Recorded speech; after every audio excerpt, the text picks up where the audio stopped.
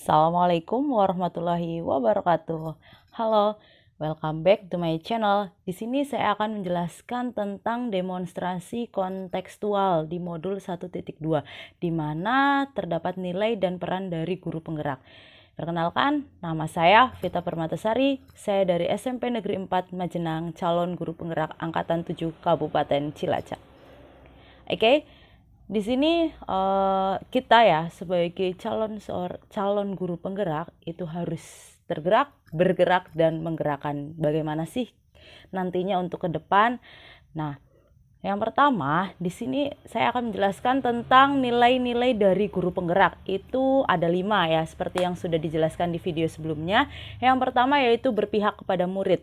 Yang kedua adalah mandiri. Yang selanjutnya adalah reflektif, kemudian inovatif, dan yang terakhir adalah kolaboratif.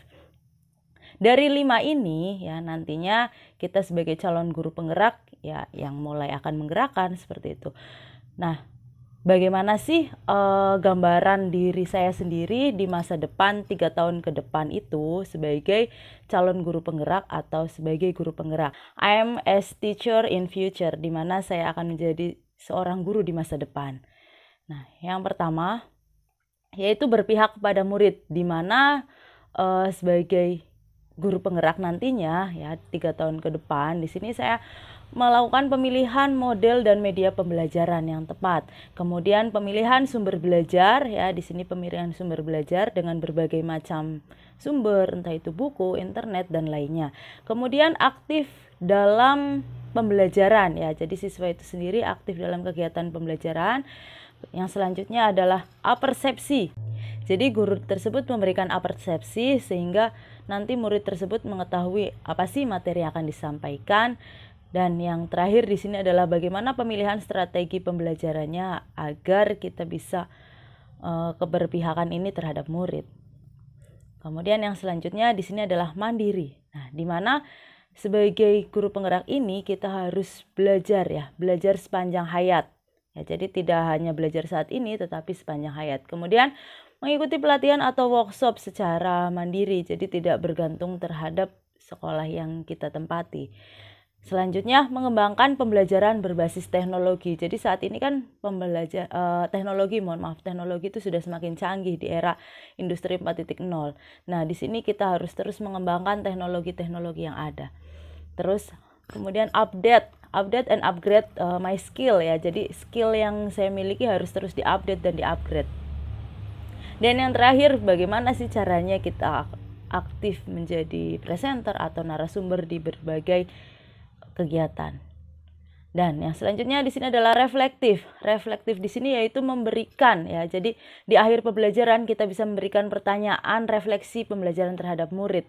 Dan selanjutnya mengulas materi yang tadi sudah disampaikan. Itu tidak boleh lupa ya, mengulas materi yang tadi sudah disampaikan, menyampaikan materi yang akan disampaikan di pertemuan selanjutnya. Dan pemberian umpan balik ya. Pemberian umpan balik ini diberikan oleh teman sejawat. Jadi ketika kita mengajar ya sesekali atau misal ketika ada teman yang memang tidak mengajar bisa melihat bagaimana proses pembelajaran kita di kelas. Dan yang terakhir di sini tidak lupa untuk memberikan reward atau hadiah kepada murid tersebut ketika aktif atau misal mendapatkan hasil yang baik dalam suatu pembelajaran tersebut. Nah, untuk peran yang selanjutnya yaitu inovatif. Ya, inovatif di sini yang pertama, kita bisa membuat karya ilmiah ya. Jadi artikel-artikel yang kita buat, tulisan-tulisan yang kita buat, kita bisa upload di jurnal ya, jurnal nasional, internasional ya yang berindeks SINTA ataupun Scopus. Kemudian mengembangkan media pembelajaran. Nah, media pembelajaran ini yang misalnya kita sudah memiliki media itu kemudian dikembangkan atau misal kita bisa membuat media-media pembelajaran yang lain. Kemudian update inovasi pembelajaran. Jadi kan inovasi pembelajaran itu semakin kesini semakin maju. Nah, bagaimana sih caranya kita untuk terus mengupdate inovasi-inovasi pembelajaran? Selanjutnya adalah kita ikut terlibat dalam mengembangkan inovasi sekolah ya. Jadi tidak hanya inovasi untuk diri sendiri tetapi inovasi untuk sekolah juga. Dan yang terakhir di sini mengajak dan mendorong teman sejawat untuk bisa berinovasi juga dalam kegiatan pembelajaran maupun kegiatan di sekolah. Jadi tidak hanya diri kita sendiri, tetapi kita bisa mengajak teman sejawat juga, teman guru di sekolah atau teman guru di sekolah lain. Yang selanjutnya adalah kolaboratif. Nah, kolaboratif di sini yaitu kita bisa berbagi praktik baik terhadap guru-guru yang ada di sekolah kita ya, teman sejawat, atau misal guru di sekolah lain gitu. Ketika kita memiliki inovasi atau misal kita memiliki sesuatu hal yang bisa dibagikan, nah kita bisa berkolaborasi dengan teman sejawat. Kemudian berkolaborasi dalam pembuatan media pembelajaran. Ini juga cocok ya, ketika di sini saya membuat media pembelajaran, teman saya di sekolah lain juga membuat media pembelajaran. Nah, kita bisa berbagi. Akhirnya media ini tidak hanya digunakan di sekolah kita saja, tetapi bisa digunakan di sekolah lain juga. Jadi sama-sama saling bermanfaat gitu kan. Nah, yang selanjutnya yaitu mengembangkan program sekolah, di mana tahun berikutnya itu sekolah saya sendiri, bukan sekolah saya ya, sekolah yang saya tempatin saat ini yaitu instansinya akan menjadi sekolah penggerak. Jadi, kita ikut andil ya, ikut membantu bagaimana kesuksesan dalam sekolah penggerak tersebut. Yang selanjutnya di sini aktif ya, aktif dalam komunitas X atau in sekolah. Jadi di dalam ataupun di luar sekolah ya. Dan yang terakhir, aktif dalam kegiatan. Nah, karena kurikulum saat ini ada kurikulum merdeka, jadi ada kegiatan P5 dan kolaborasi lain yang berpihak pada murid gitu. Jadi tidak hanya untuk diri sendiri ya. Nah, itu adalah tadi ya kira-kira gambaran saya 3 tahun ke depan setelah menjadi seorang guru penggerak. Mudah-mudahan harapan ini bisa terrealisasi sesuai dengan keinginan saya dan keinginan rekan-rekan atau orang-orang di sekitar saya. Kemudian, apa sih hal-hal yang sudah saya lakukan ke belakang kemarin gitu ya. Di sini beberapa hal sudah saya lakukan. Yang pertama, pemanfaatan lingkungan sebagai sumber belajar. Di sini saya dan teman-teman di sekolah itu memanfaatkan lingkungan sebagai sumber belajar. Misalnya dengan menanam pohon, kemudian memilah-milah sampah. Dan selanjutnya pembelajaran ini sedikit demi sedikit kita mulai berpihak kepada murid, di mana murid tersebut harus mulai aktif, kreatif, dan inovatif. Tidak hanya gurunya saja yang aktif, kreatif, dan inovatif. Yang selanjutnya adalah membuat video pembelajaran. Ya, di sini saya masih belajar dalam membuat video-video pembelajaran. Hal tersebut bisa kita buat, kemudian saya upload di YouTube sehingga bisa bermanfaat untuk orang lain. Dan selanjutnya di sini adalah menggunakan media pembelajaran yang interaktif di kelas. Jadi bisa membuat media pembelajaran dengan handphone ya, dengan gadget ataupun dengan kertas ya. Di sini saya contohkan ada gambarnya membuat media dengan aplikasi Live Worksheet gitu.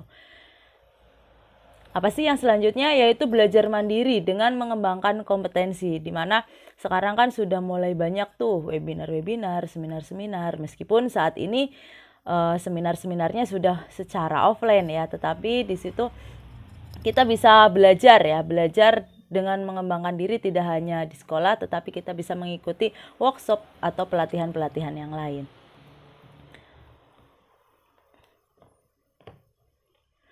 Dan yang terakhir di sini ikut mendukung dalam program sekolah, di mana program sekolah yang saat ini adalah kegiatan di sebelum pembelajaran dan sebelum pulang sekolah, yaitu mengaji bersama, kemudian ada sholat duha dan duhur berjamaah, kemudian ada istirahat. Nah, saat istirahat itu siswa atau murid ini dibiasakan untuk di luar kelas, tidak di dalam kelas ya. Kemudian kita menggunakan aplikasi tes dengan CBT ya, komputer berbasis tes. Nah, kita ikut mendukung program-program sekolah yang sudah ada dan mengembangkannya.